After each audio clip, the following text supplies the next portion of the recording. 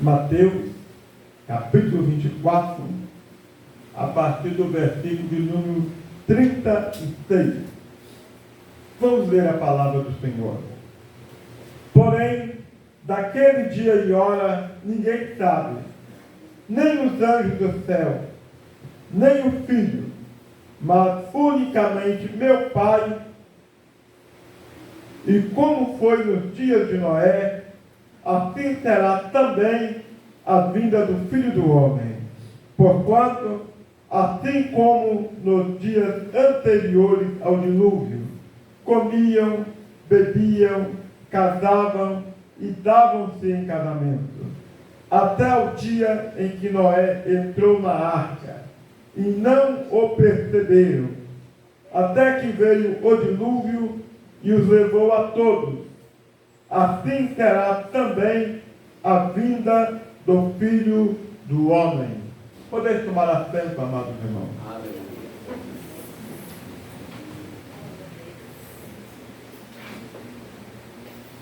Amados irmãos, falar sobre o arrebatamento da igreja nos dias atuais é uma mensagem que está surgindo, ou melhor, sumindo dos nossos púlpitos. Falar sobre o retorno de Jesus é uma mensagem que para muitos hoje até um pouco desacreditada, porque alguns dizem: eu tinha 5 anos de idade e a minha avó dizia que Jesus iria voltar. Hoje eu estou com 65 anos, ou seja, tem 70 anos que eu ouço dizer que Jesus vai voltar e até hoje Jesus não voltou. Por estas e outras razões, este assunto tem desaparecido um pouco de muitos púlpitos da igreja. Mas nós que cremos piamente que a palavra de Deus é a verdade, nós cremos nesta doutrina e cremos que ela é fiel e verdadeira e que ela um dia vai se cumprir. O texto que nós lemos, ele foi bem direto ao assunto, em dizer para nós que como foi nos dias de Noé, assim será a volta de Jesus. E eu te pergunto, como é que foi nos dias de Noé? O texto responde. O texto diz que eles comiam, eles bebiam, casavam e davam-se em casamento, até que veio o dilúvio e os levou a todos. Não é diferente do dia de hoje, amados irmãos. Hoje, o povo vive igual nos dias de Noé, em alguns assuntos até pior. O povo comiam, bebiam. O povo de hoje é a mesma coisa. É só festas e mais festas, orgias e mais orgias. Casavam, se davam em casamento. Hoje o povo casa, descasa, casa de novo, torna a casar mais uma vez e vão casando. Igual os dias de Noé. Não tem diferença. É mais ou menos a mesma coisa do que viveu os dias de Noé. Mas mesmo assim alguém talvez fique em dúvida e dizer para nós: mas como é que a gente pode então afirmar que vai haver um arrebatamento? Que Jesus vai voltar para buscar a tua igreja? Eu vou dar para os irmãos alguns exemplos na Bíblia de pessoas que foram arrebatadas, de pessoas que saíram dessa terra e foram para o céu, como assim, tipificando o arrebatamento da igreja. Primeiro, a primeira pessoa que foi arrebatada na Bíblia foi um homem chamado Enoque. Está registrado em Gênesis 5, versículo 24. A Bíblia diz que esse homem andou com Deus, que Deus tomou para si. E de repente, ninguém mais ouviu falar de Enoque. É um homem, é um personagem bíblico, que você não vê muita coisa sobre ele, porque ele sumiu, desapareceu. O Senhor Jesus tirou Enoque dessa terra. E por que Deus levou Enoque? Deus levou Enoque para ele não provar a morte e para ele também sair do iminente juízo de Deus, que seria o dilúvio. Então Enoque é o primeiro exemplo que nós temos da Bíblia de alguém que foi arrebatado. Mas nós temos um segundo exemplo de uma segunda pessoa que foi arrebatado dessa terra. Foi Elias. Lá em 2 Reis, capítulo 2, versículo 8, diz que Elias foi arrebatado para o céu num redemoinho, numa carruagem de fogo. Deus tomou Elias para si e levou para o céu. Este arrebatamento de Elias também tipifica um arrebatamento futuro, que é o arrebatamento da igreja. Mas eu encontro na Bíblia uma terceira pessoa, amado, que foi arrebatado. Foi o próprio Jesus. A Bíblia diz, lá em Atos, capítulo 1, versículo 9, que Jesus foi assunto ao céu.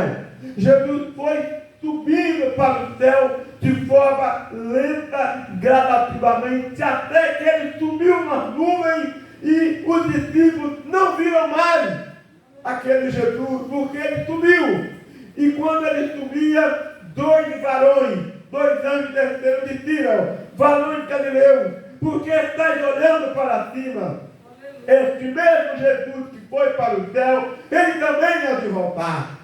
Então é um terceiro exemplo que nós temos de pessoas que foram arrebatadas. Mas e o quarto? A quarta pessoa arrebatada será você, será eu, será nós, será a igreja. A igreja será arrancada dessa terra. Mas quem sabe você pensa assim: pastor, você ainda não me convenceu com essa sua teologia de explicar esse exemplo de arrebatamento. Eu queria algo mais contundente. Eu queria que algo que provasse mais, com mais intrepidez, que a igreja será arrebatada. Nós temos, amados irmãos, os sinais. Jesus diz que quando acontecerem estes sinais, ficai atentos, abri os vossos olhos, estai com os ouvidos bem abertos. E esses sinais, amados irmãos, comprovam que o fim virá e a igreja será arrebatada. Aleluia. Quais são esses sinais? O primeiro sinal que Jesus deixou da sua volta chama-se as guerras. As guerras estão acontecendo. Para você ter um exemplo, nós tivemos a Primeira Guerra Mundial, que matou mais de 15 a 20 milhões de pessoas. Nós tivemos a Segunda Guerra Sino-Japonesa, que matou mais de 20 milhões de pessoas. Tivemos a Guerra dos 100 anos, que durou, amados irmãos, 116 anos. E essa guerra matou milhões e milhões de pessoas. Nós tivemos, queridos, a Guerra Napoleônica, que matou 3 a 7 milhões de pessoas. Se você fizer uma cronologia das guerras, você vai observar, nós já tivemos muitas guerras no mundo. Eu citei algumas, mas tem muitas outras. Temos a guerra de 6 dias, temos no ano 70 a guerra que destruiu o templo de Jerusalém, dizimando aquela cidade, onde houve uma maior diáspora dos judeus em todos os tempos. O mundo está em guerra. Hoje, tira a vida de pessoas por causa de um tênis de marca, por causa de um celular. Em outras palavras, nós estamos como se estivéssemos dentro de um barril de pólvora. A qualquer momento vai explodir. A qualquer momento o mundo vai explodir. Por quê? A população, a humanidade está em guerra. Este sinal se cumpriu, está se cumprindo nos nossos dias atuais. Prova que Jesus voltará, porque este sinal já se cumpriu em toda a história da humanidade. Mas nós temos um outro sinal que prova também que Jesus voltará. Jesus disse que no final do tempo haveria muita fome. Queridos irmãos, hoje tem muita gente passando fome. Segundo os dados da Fundação Getúlio Vargas, mais de 190 milhões de pessoas passam fome neste mundo. Nesse exato momento, se você andar por aí, você vai ver pessoas dormindo nas calçadas, nas ruas, não tem um teto, não tem um alimento, não tem uma roupa digna. Por quê? É os sinais dos fins dos tempos estão se cumprindo. Muita gente passando fome. Mas tem um outro sinal que prova que Jesus voltará. São as pestes, são as pestilências. O que é peste, irmão? São as doenças que vieram para atormentar os moradores da terra. Nós tivemos tanta peste, irmão. Houve uma época, não sei se vocês já ouviram da história, quando houve a gripe espanhola, que matou milhões de pessoas. E até poucos dias atrás, tivemos ali uma peste terrível, que foi a Covid-19. Não teve nenhuma peste em toda a história da humanidade que parasse o mundo como a Covid parou. E com detalhe, a Covid veio para dizimar a população, para acabar com o mundo, porque ela veio com uma força total. Interessante, irmão, que na mesma proporção que a Covid atacou o Brasil, atacou nos Estados Unidos, atacou na China, atacou no Japão. Na mesma proporção que morria gente aqui, morria gente nos Estados Unidos, no Japão, na África, na China. Ou seja, o mundo inteiro parou com a peste da Covid-19. E até hoje, amados irmãos, ainda tem pessoas sofrendo as reminiscências da Covid-19. Eu poderia dizer, amados irmãos, também da AIDS, que é uma pestilência. Todo ano morre muitos jovens contraídos com o vírus da AIDS. É uma peste. E Jesus disse, amados irmãos, que nos finais dos tempos haveria muita peste. Estamos vivenciando esse momento. Estamos vivenciando esse período de muita peste no meio da humanidade. Mas Jesus disse ainda que teria um outro sinal. Que sinal é esse? São os terremotos. Há 30, 40 anos atrás, quando se via um jornalista dar uma notícia que houve um terremoto em algum lugar, dava-se com um certo espanto, com um certo assim, de maneira de assustado. Mas hoje, irmão, se dá esta notícia com a maior tranquilidade, porque acontece quase todo dia. Hoje é normal ouvir falar de um terremoto. Isso prova que esse sinal também já se cumpriu. Não há mais terremoto para se cumprir, porque já aconteceu, está acontecendo e vai acontecer muito mais.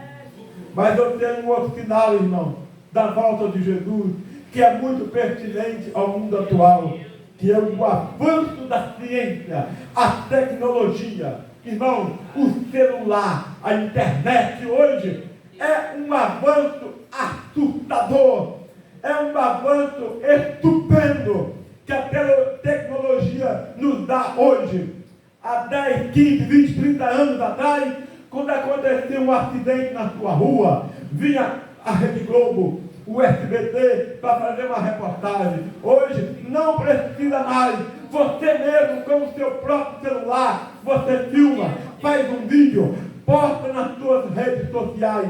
Em fração de segundos, o mundo inteiro sabe daquilo. O celular que cabe na palma da nossa mão é um sinal da volta de Jesus, é um avanço da tecnologia. Com o celular você filma, tira fotos, você escreve, você lê a Bíblia, você lê livro, tudo num único aparelhinho. Isso é um sinal, irmão, do final do tempo, da volta de Jesus, porque Jesus voltará. E esses sinais, amados irmãos, estão se cumprindo bem patente diante dos nossos olhos. Mas o sinal mais evidente do arrebatamento da igreja é o que eu vou dizer agora. Sabe qual é? É a indiferença e o descaso com o mundo espiritual. O texto que eu li como base da minha mensagem diz que o povo comiam, bebiam, se davam em casamento, até que veio o dilúvio e não perceberam. O dilúvio veio, o povo não percebeu. Era um descaso com as coisas espirituais. Hoje é a mesma coisa. Você prega o Evangelho, você anuncia o Evangelho, você fala de Jesus. O povo está nem aí para a pregação do Evangelho. As igrejas hoje, elas vão estar abarrotadas de gente com sede de Deus, com vontade de aprender de Deus, mas o povo está igual os dias de Noé. Jesus vai voltar, a igreja vai ser arrebatada, o povo não vai perceber. O povo, Noé entrou na arca e o povo não perceberam. Perceberam depois que começou a chover. Sabe o que aconteceu? Tarde demais. Não havia tempo mais para entrar na arca. Hoje, irmão, um dos maiores sinais do arrebatamento da igreja, o esfriamento no mundo espiritual. Não se preocupa mais com o mundo espiritual. O povo está vivendo numa letargia no mundo espiritual. Diante de tudo isso que eu falei aqui, surge uma pergunta que não quer calar. Quem é que vai ser arrebatado? Quem é que vai subir no arrebatamento da igreja? Primeiro, quem crê que Jesus vai voltar. Jesus disse: não se turbe o vosso coração. Crede em Deus, crede também em mim. Na casa de meu pai há muitas moradas. Para ser arrebatado, a primeira coisa, o primeiro passo é crer em Jesus. Confessar Jesus como seu único e suficiente Salvador. Aqui está o primeiro passo, o primeiro requisito para ser arrebatado. Crer que Jesus é o seu Salvador. Mas em segundo lugar, quem é que vai ser arrebatado? Sabe quem é? Quem for cheio do Espírito Santo. A Bíblia dá um exemplo bem claro disso em Mateus 25. Que é a parábola das 10 virgens. O que aconteceu ali, amados irmãos? Eram 10 virgens, 5 loucas e 5 prudentes. As 5 loucas não tinham azeite nas suas lamparinas. As 5 prudentes tinham azeite nas lamparinas e tinham azeite de reserva.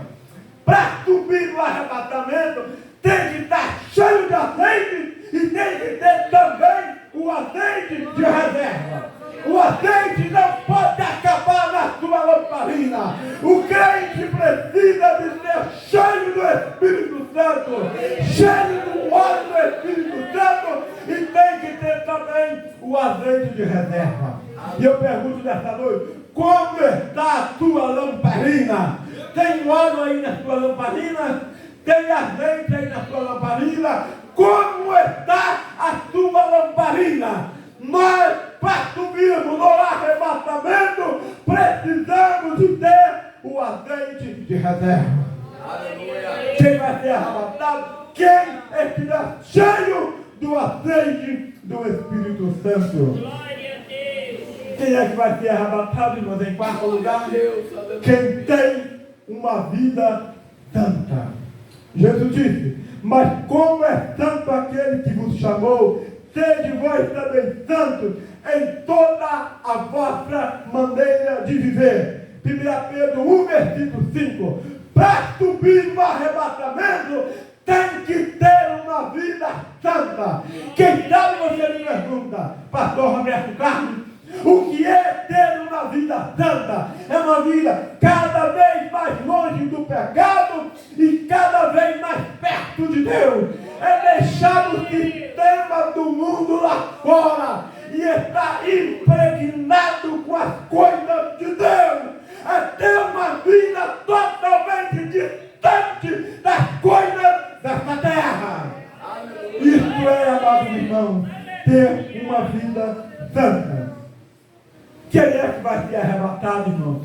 Quem tem uma vida santa, quem tem, amados irmãos, fome de Deus.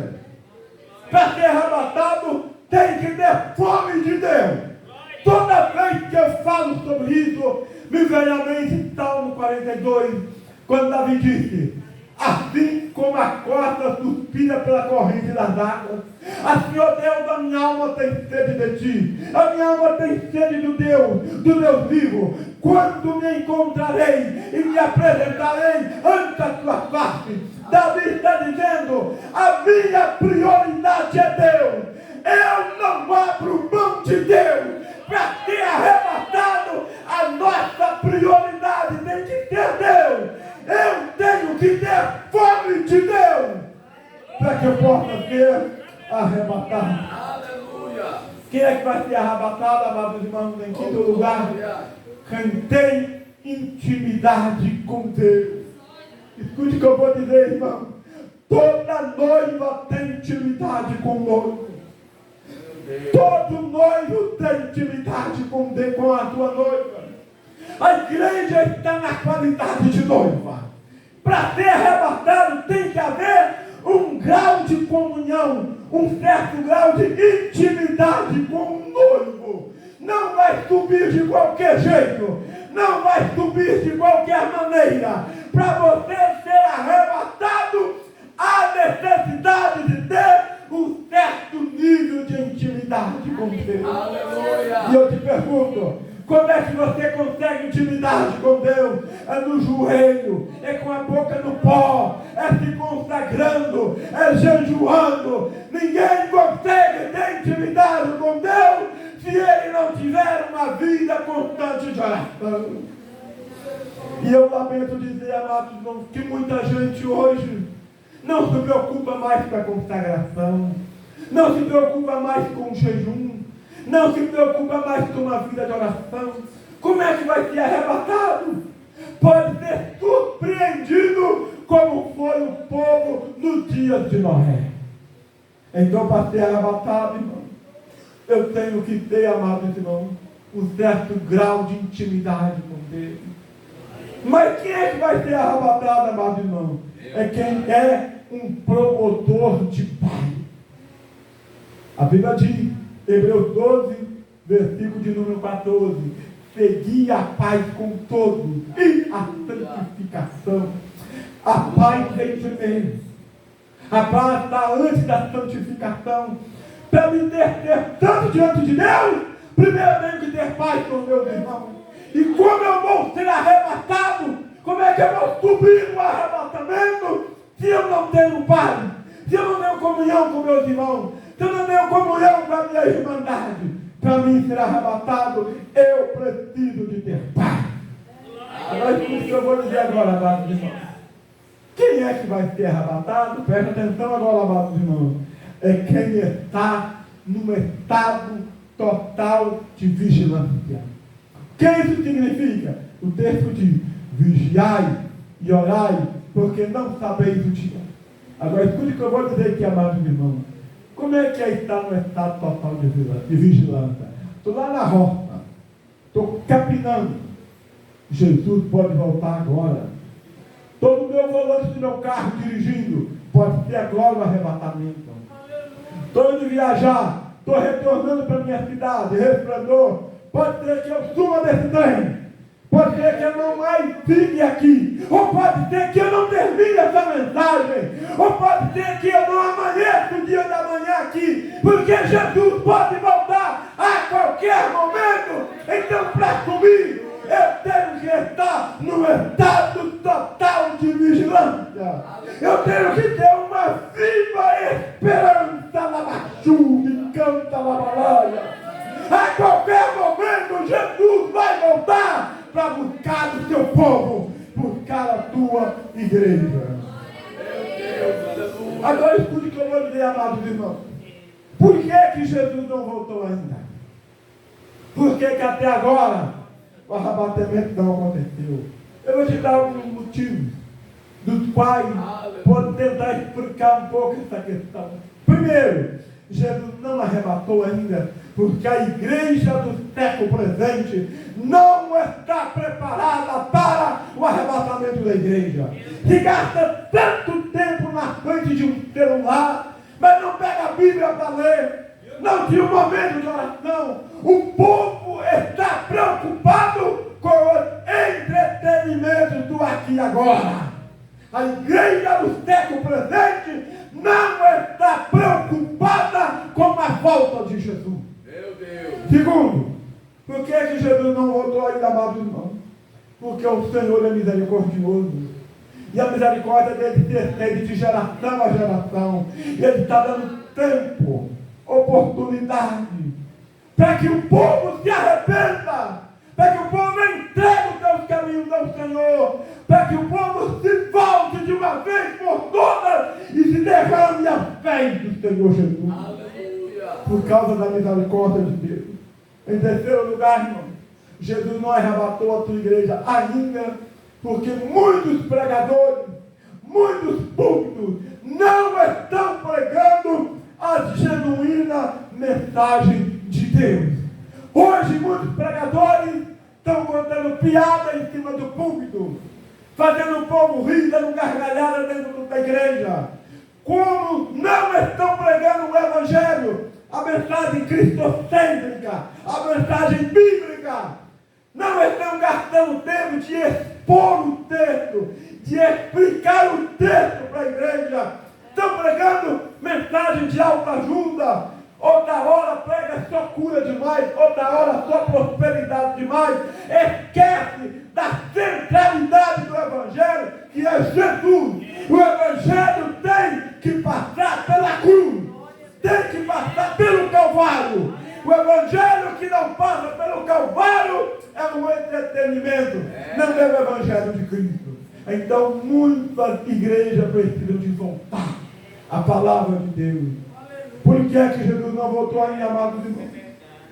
Porque a igreja precisa investir mais em missões, em pregar o evangelho, enviar missionários, sair das quatro paredes, evangelizar, visitar, entregar folheto, fazer de fato a obra de Deus. E por essa razão, amados irmãos, Jesus ainda não retornou para buscar a tua igreja. Agora escute uma coisa que eu vou dizer aqui, amados irmãos. Como será o arrebatamento da igreja? De que forma esse arrebatamento se dará? 1 Coríntios 15, versículo 52, responde essa questão para nós. O texto diz, presta atenção, irmão. Num momento, num abrir e fechar de olhos, porque a trombeta soará, e os mortos ressuscitarão incorruptíveis, e nós seremos transformados. Agora presta atenção. O texto diz, num momento, num abrir e fechar de olhos. O que significa num momento? O que significa num abrir e fechar de olhos? Isto é, irmãos obreiros, uma unidade indivisível de tempo. Ou seja, ninguém calcula o momento. Será assim, irmãos, ó. Sumiu, desapareceu. A partir daí vai estar gente chorando dentro da igreja, gritando, se escabelando, chorando, porque a mãe sumiu, o namorado sumiu, o pai sumiu, o vizinho desapareceu, o professor da escola sumiu, o maquinista do trem sumiu, o motorista do táxi desapareceu, o meu pai desapareceu e eu fiquei. Estão falando de coisas seríssimas da vida cristã, que está para acontecer a qualquer momento e a qualquer hora. É a volta de Jesus, é o arrebatamento da igreja.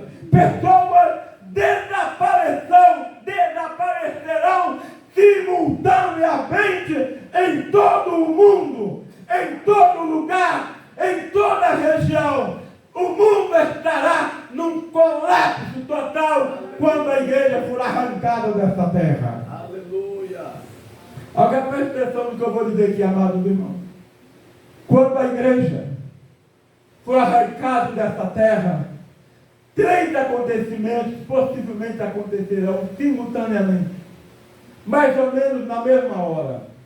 Quando a igreja for arrancada, 3 acontecimentos simultaneamente acontecerão em toda a história da humanidade. A primeira coisa que vai acontecer na Terra. O que vai acontecer na Terra? Escute bem, irmão. O mundo experimentará da pior fase de toda a história da humanidade. É o período da grande tribulação, onde o anticristo estará reinando nesta terra.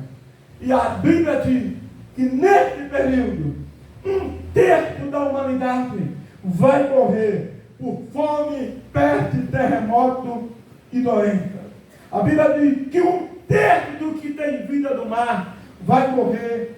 A Bíblia diz que 1/3 das plantas e ervas vão ser queimadas. O sol vai escurecer uma parte do dia. E você sabe daquele processo chamado fotossíntese, onde as plantas necessitam da luz solar para fazer a purificação dos alimentos. Então, querido, vai haver escassez de alimento no mundo. O mundo vai ter falta de fome. Por isso, muita gente vai morrer de fome no período da grande tribulação.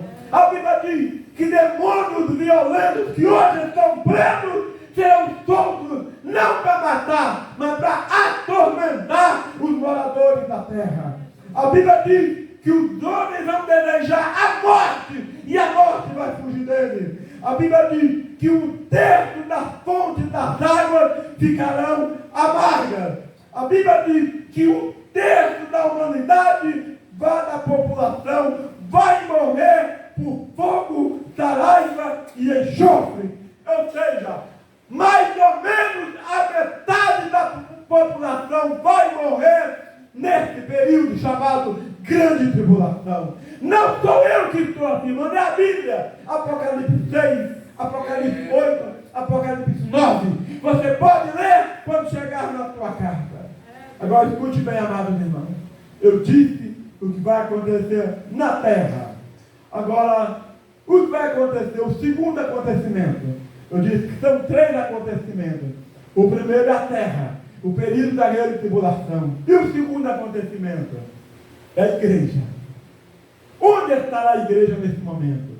Quando Paulo está quebrando aqui na terra, Deus está enviando um juízo sobre essa terra. Onde estará a igreja de Cristo Jesus? Meu Deus. Nesse momento, irmãos, a igreja vai estar no céu, na glória. Para quê? Ah, amados irmãos, para receber o prêmio, a coroa. Porque vai acontecer, irmão, o encontro do noivo com a noiva. Meu Deus. A Bíblia diz que vai acontecer um casamento. Porque a igreja, ela está na condição de noiva. Jesus é a cabeça, é o noivo. Agora, quando fala de casamento, o que vem à nossa mente? Tenta imaginar uma cena de um casamento. Vamos fazer de conta que o pastor Denilson vai realizar um casamento aqui na igreja. O que acontece? Tem pessoas sentadas de um lado, pessoas sentadas de um outro lado. Aqui na frente fica o pastor da igreja. Do lado um tecladista, igual está ali, para tocar a marcha nupcial para a entrada da noiva. Você já percebeu que toda noiva é bonita? Toda noiva fica muito bem arrumada? Toda noiva se prepara para arrumar o seu vestido, a sua grinalda, arrumar o seu véu para entrar na igreja. Quando a noiva começa a entrar, irmão, o que acontece? Toda a igreja fica de pé. Para quê? Para ver a noiva. Toda a igreja quer contemplar a noiva. E quando é que a noiva entra na igreja? É quando o tecladista toca a marcha nupcial. Quando o tecladista toca a marcha nupcial, a noiva começa a entrar. A noiva entrando na igreja, todos ficam de pé para receber a noiva. E o noivo que está aqui na frente fica doido para receber a noiva, porque ela está bonita, ela está charmosa, ela está bem arrumada, ela está bem preparada. Agora transfere tudo isso que eu falei aqui, irmão, para o mundo espiritual. A noiva é a igreja. A igreja toda bem preparada, a igreja toda de branco, bem ataviada como a noiva, para encontrar com o noivo. O noivo é Jesus. Está lá na glória aguardando a noiva. Quando a trombeta soar, é a marcha nupcial. Quando a trombeta soar, a igreja sai dessa terra. Ela é arrancada dessa terra. Para quê? Para encontrar com o noivo. Quem é que vai ficar de pé para receber a noiva, irmão? Todas as miríades angelicais, todos os anjos, querubim, serafim, arcanjo, todas as miríades angelicais, todos os anjos de pé, a receber a noiva.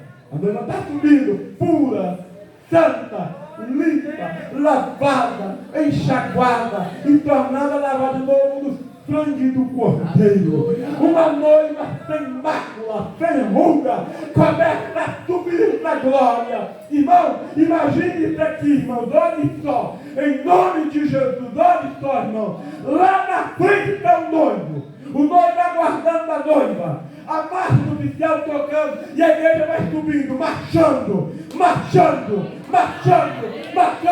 Lá na frente está o noivo. Eu te pergunto, quem é o noivo? O noivo é aquele que na sua cabeça tem muitos diademas.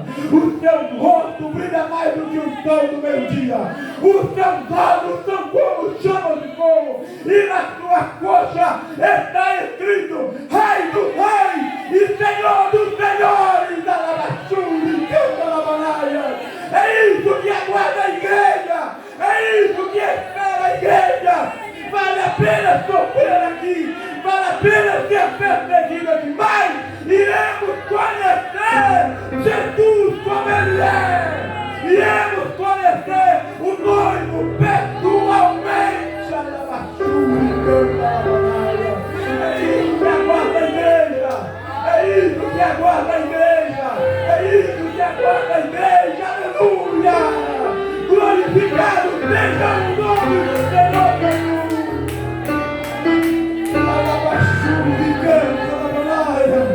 Adore ao Senhor, exalte ao Senhor, glorifique ao Senhor.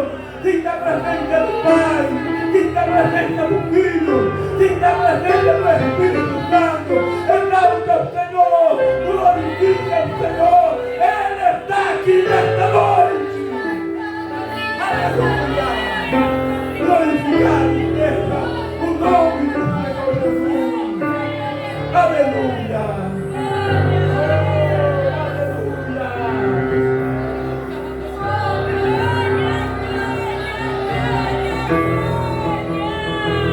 Adore ao Senhor. Glorifique ao Senhor. Exalte ao Senhor. Louvado seja o nome do Senhor. Aleluia. Agora preste atenção, irmão. Eu disse que 3 coisas iam acontecer simultaneamente. A primeira é o período da grande tribulação. A segunda é o encontro da igreja com Deus. E a terceira coisa que vai acontecer, irmão, é a entrega dos galardões. Tudo que você fez para o Senhor Jesus, você será galardoado. Deus não ficará devendo nada para ninguém. Você está aqui nessa noite, podia estar em casa descansando, mas está aqui. Você receberá o seu galardão. Olhe para cá, irmão. Imagine essa cena. Vamos fazer de conta que a minha Bíblia é uma coroa.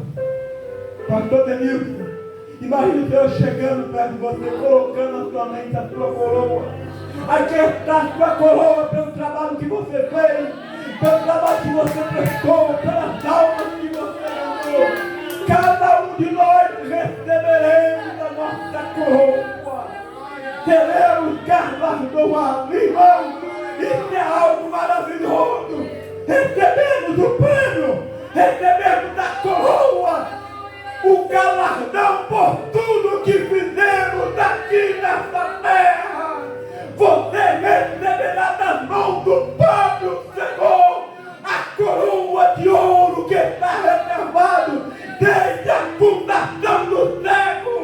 Fica firme, irmão. Não desanime. Continue na sua caminhada. Continue na sua jornada. Vai marchando. Enfrenta a luta. Enfrenta dores. Enfrenta dificuldade. Enfrenta perseguições. Mas não desanime. Há uma coroa de glória esperando a igreja. Há uma coroa de glória aguardando cada um de nós que estamos aqui nesta noite. Alabaxude, canta, alabanai. Oh, aleluia! Estou sentindo a presença de Deus. Estou sentindo o óleo do Espírito Santo que está sendo derramado aqui nesta noite. Oh, alabaxude, canta, alabanai. O Senhor está presente aqui nesta noite. O Espírito Santo está presente aqui nesta noite. O Pai, o Filho e o Espírito Santo está aqui nesta noite. Glorificado e exaltado para sempre seja o nome do Senhor Jesus. Aleluia. Louvado seja o nome do Senhor Jesus. Amados irmãos, eu quero dizer para vocês, concluindo a minha mensagem nesta noite, o que nos aguarda é muito glorioso. A Bíblia diz: o que nunca desceu no coração do homem, o que nunca subiu na mente do homem, é o que está reservado para nós. Mas uma das coisas, irmãos, que mais me impressiona não é ver as ruas de ouro, não é conhecer o apóstolo Paulo, não é conhecer o apóstolo João, não é conhecer Noé, o homem que construiu a arca, mas eu chegar diante do Rei dos Reis, contemplar suas mãos marcadas pelos cravos da cruz, contemplar aquele que dirá: vinde benditos de meu Pai, recebei por herança o reino que vos está preparado desde a fundação do século. Imagina você, irmão, conhecer Jesus, vê-lo pessoalmente, estar perto dele. Ai, irmão, é muita glória, é algo maravilhoso, é algo estupendo, é algo que me falta palavras no vernáculo do nosso português para descrever um momento como esse. Eu só sei que será algo maravilhoso. Vale a pena continuar firme. Vale a pena continuar firme na presença do Senhor para receber o nosso galardão, o nosso prêmio e conhecermos Jesus como de fato Ele é. Que Deus nos abençoe, que Deus te abençoe, que Deus te guarde, que você fique firme até o final para você ser arrebatado com Jesus. Muito obrigado, irmão. Muito obrigado, obreiro. Senti-me muito honrado por mais esta oportunidade de estar com os irmãos nesta noite. Vou levar cada um de vocês no meu coração, tá bom? E a igreja também. E aos demais irmãos com quem eu fiz muita amizade aqui. Pastor Denilson, fui surpreendido aqui ontem, quando recebi um convite para jantar na casa do irmão Adilson, para a irmã Tidinha. Nossa, eu fiquei realmente maravilhado com a recepção dos irmãos aqui desta noite. Estou muito grato, irmãos, agradeço de coração. Pastor Denilson, muito obrigado. Aos obreiros, muito obrigado. Deus abençoe a todos, em nome de Jesus. Glória a Jesus, aleluia. Quero cumprimentar a igreja com a paz do Senhor. Meus queridos irmãos, quem está preparado para ser arrebatado? Levanta a mão para o céu. O arrebatamento vai ser mais breve do que nós imaginamos. Glória a Deus, glória a Deus. Aleluia. Vamos ficar firmes. Jesus está voltando.